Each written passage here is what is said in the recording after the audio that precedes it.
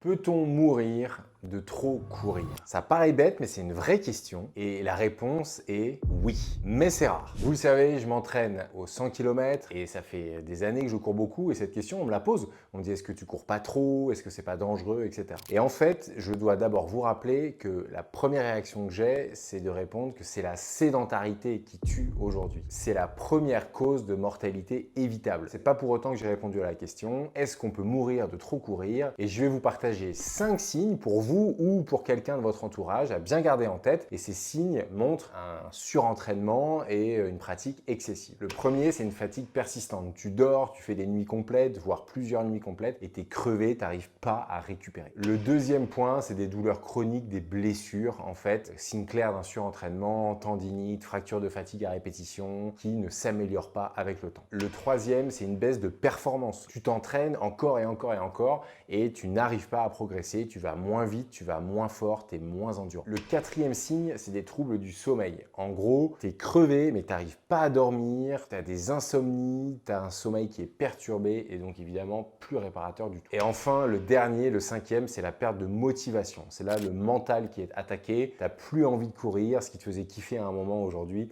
n'a plus vraiment de sens. Si tu as quelques-uns de ces symptômes, alors alerte rouge dans ta tête, ouais, bien sûr, on est dans un surentraînement et si on veut pousser le bouchon, tu peux aller jusqu'à la dépression et avoir des graves problèmes osseux, cardiovasculaires, etc. Attention, c'est extrêmement rare, c'est sur le temps assez long et donc c'est pour ça qu'il faut être vigilant dès l'apparition de ces premiers symptômes et en parler à un spécialiste. Bref, tu peux t'entraîner fort, mais à côté de ça, il faut que tu manges bien, que tu dormes bien et que tu prennes soin de toi.